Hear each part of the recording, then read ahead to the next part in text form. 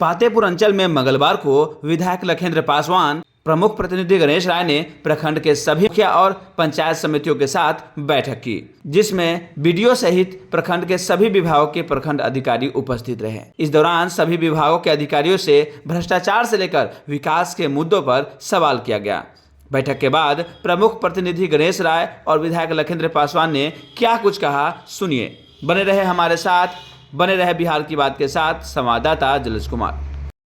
जो पंचायत स्तरीय से लेकर प्रखंड स्तरीय तमाम जनप्रतिनिधि की बैठक हुई है, बैठक में क्या कुछ फतेहपुर के जनता के लिए खास उपलब्धि की बात हुई है? जितना भी विभाग के पदाधिकारी थे, सब आदमी को जहाँ जहाँ का कंप्लेन था सुना गया। पदाधिकारी को बुला के जो है सो खड़ा करा के जो है सो जवाब लिया गया, संतुष्ट करा गया लोग को। मेन मुद्दा हम लोग को है कि सरकार तक जाना चाहिए। ये 15वीं और कस्टम में बहुत कठिनाई हो रहा है। कठिनाई हो रहा है जो लोग काम आज कराते हैं, नगद वो पैसा लेते हैं लेबर, 6 महीना साल भर के बाद जो है सो पैसा मिलेगा और वो जो है सो बहुत परेशानी होता है। लेबर के खाता पर जाता है तो जो काम कराता है उसको रिटर्न नहीं मिल पाता है।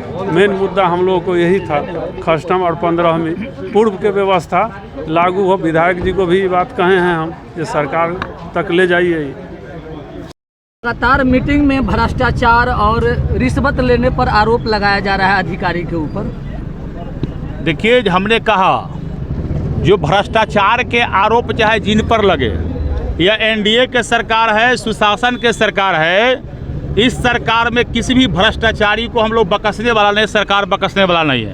ये जंगल राज का सरकार नहीं है, एनडीए के सरकार है। जो भी पदाधिकारी इस प्रकार में है, तो हमने भी कहा है कहीं कोई विषय उठाए तो लिखित कंप्लेन दे।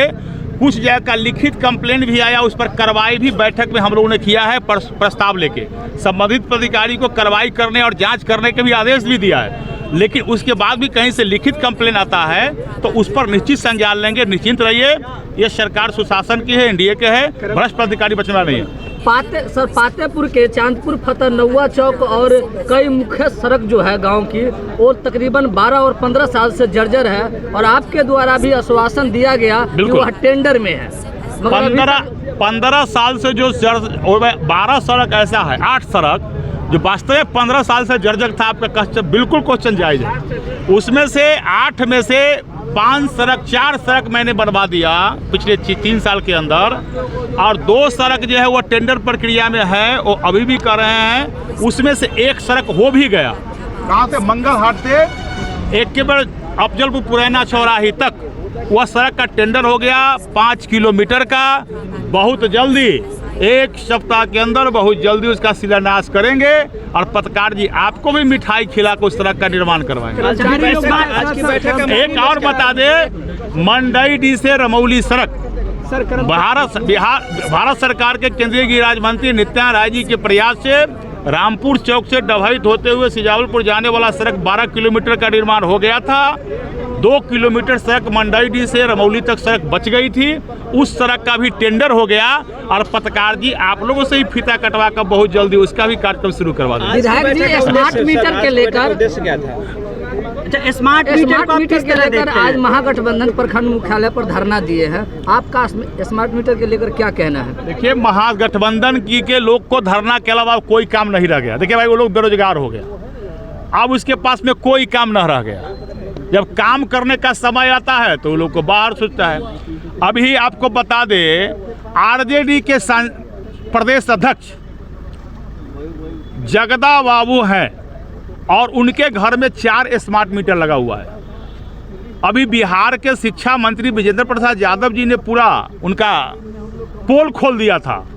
4 स्मार्ट मीटर केवल उनके घर में लगा हुआ है और उनका बिल कम आता है। तो स्मार्ट मीटर स्वयं तो लगा लिए अपने घर में और जनता को बरगलाने चले हैं आरजेडी के लोग। जब धरना देंगे, जब आपको धरना ही देना था तो पहले अपने घर से तो स्मार्ट मीटर हटा लीजिए। तो आपका चेहरा, चरित्र, चाल चरित्र और चेहरा, ये आरजेडी वाले को चाल चरित्र और चेहरा तीनों जनता के सामने आ गया है। ये वही कहानी हो गया, ये हाथी के दांत खाने के और दिखाने का। और आम जनता का भी कहना है कि नॉर्मल मीटर जो पहले से था उससे 3 गुना और 4 गुना बिल उठता है। सरकार में कंप्लेन जाती थी। अभी हमने पंचायत समिति के बैठक लिया, उसमें कंप्लेन आ रहा था जनप्रतिनिधियों के द्वारा कि भाई बिजली का मीटर जो है बिल ज़्यादा आ जाता है।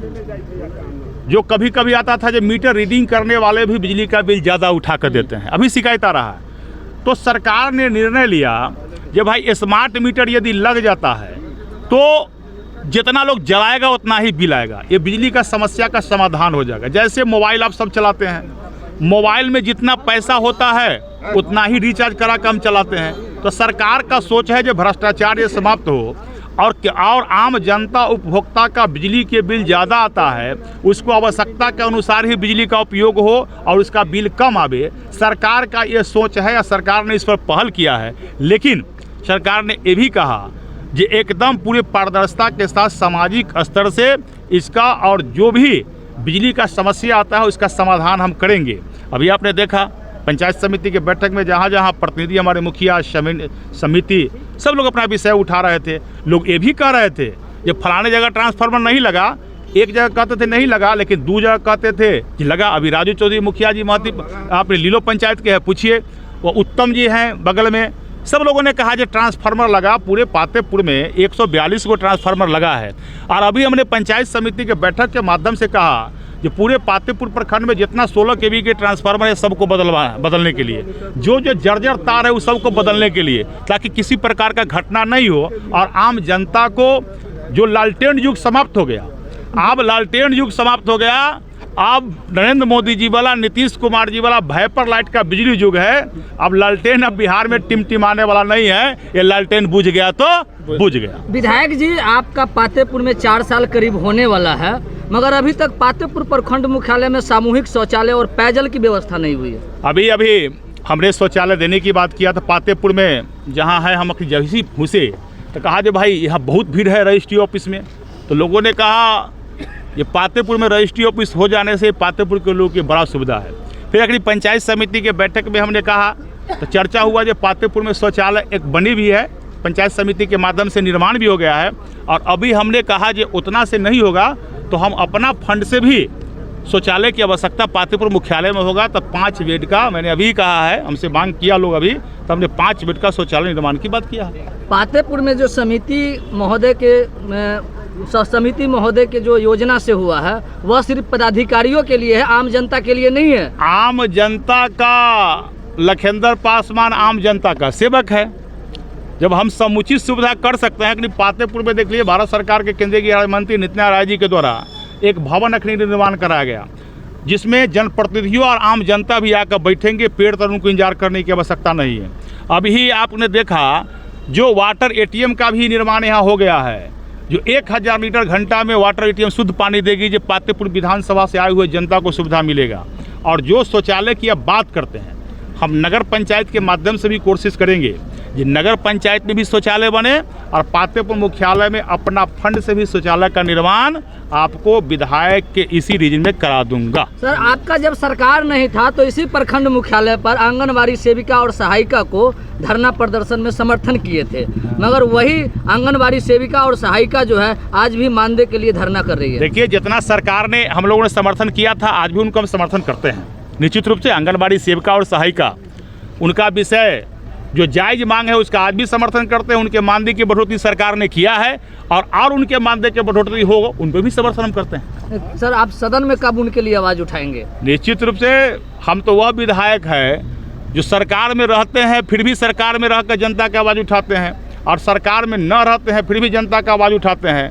पातेपुर के लोगों का और पातेपुर में विकास, चौतरफी विकास हो, वो मेरा जो सपना है इसको मैं पूरा करूंगा और पूरा कर भी रहा हूं पत्रकार जी। इसलिए आप सब से भी निवेदन है, जो पातेपुर में विकास का काम हुआ है उससे भी थोड़ा दिखलाइए। धन्यवाद।